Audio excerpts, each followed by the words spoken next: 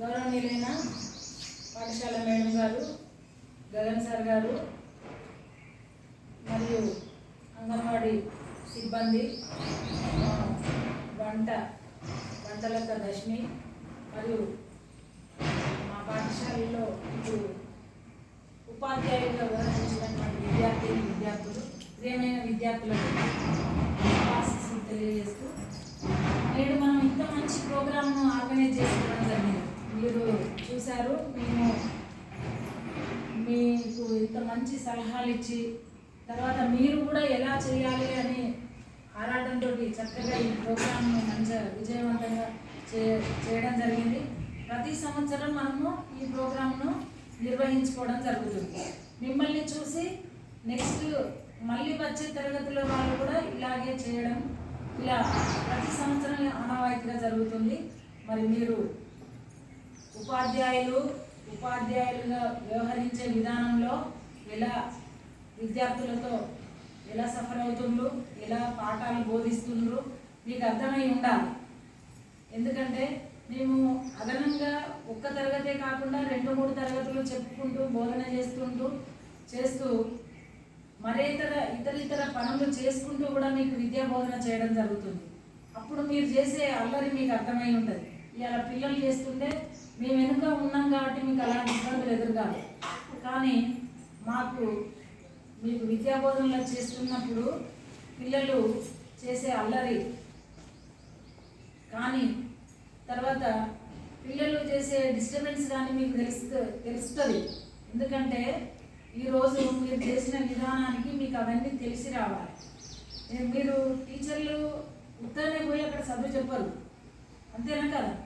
మేము ఎంతో తర్ఫీదిస్తే మీరు చెప్పగలిగింది, లేకపోతే మీరు చేయగలుగురా?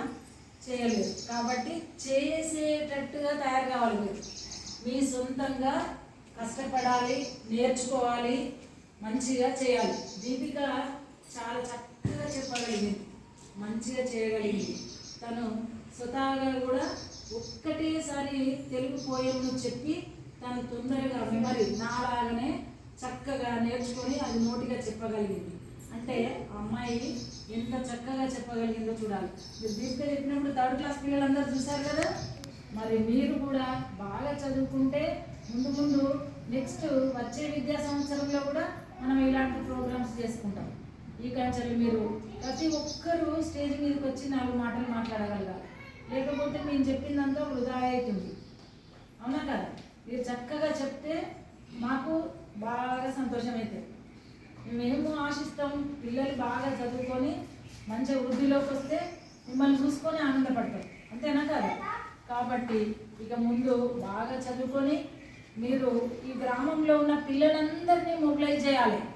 మా స్కూల్లో మా టీచర్లు బాగా చెప్తారు, మేము బాగా చదువుతున్నాము, మీరందరూ మా స్కూల్లో జాయిన్ కాండి అని అందరికీ చెప్పండి. మీరు ఒక్కొక్కరు ఒక 5 విద్యార్థులను మన పాఠశాలలో జాయిన్ చేయాలి. 5వ తరగతి పిల్లలందరూ కూడా 5 అడ్మిషన్లు పట్టుకురావాలి. మనకు అర్థమైందా? మీరే తిరిగి పిల్లల్ని తీసుకొచ్చి మన పాఠశాలలో జాయిన్ చేయాలి. ఓకేనా? చేస్తారు కదా? మీకు మన పాఠశాలలో బాగా సంతోషం కలిగింది కదా. కాబట్టి దీన్ని సద్వినియోగం చేసుకొని మన పాఠశాలను ఎక్కువ స్ట్రెంత్ చేసుకొని మనము మంచిగా విద్యాబుద్ధులు నేర్చుకోవాలి. అర్థమైందా? మనకు నెక్స్ట్ విద్యా సంవత్సరానికి చిన్నపిల్లలది కూడా ఉంటుంది. మనకు ప్రైమరీ స్కూల్ కూడా ఉంటుంది. 3 సంవత్సరాలు ఉన్న పిల్లలందరినీ మన దాంట్లో జాయిన్ చేసుకుందాం.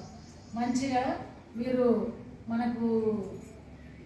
స్కూల్కి ఇస్తారట. కాబట్టి 3 సంవత్సరాలు ఉన్న పిల్లల్ని కూడా మన స్కూల్లో జాయిన్ చేయడానికి మీ చుట్టుపక్కల వాళ్ళందరికీ చెప్పండి. చెప్తే మన దాంట్లో జాయిన్ చేసుకొని వాళ్ళకు మంచి విద్యను ఇవ్వడం జరుగుతుంది. నాకు ఈ అవకాశం ఇచ్చిన మేడం గారికి కృతజ్ఞతలు తెలియజేస్తూ ముగిస్తున్నాను.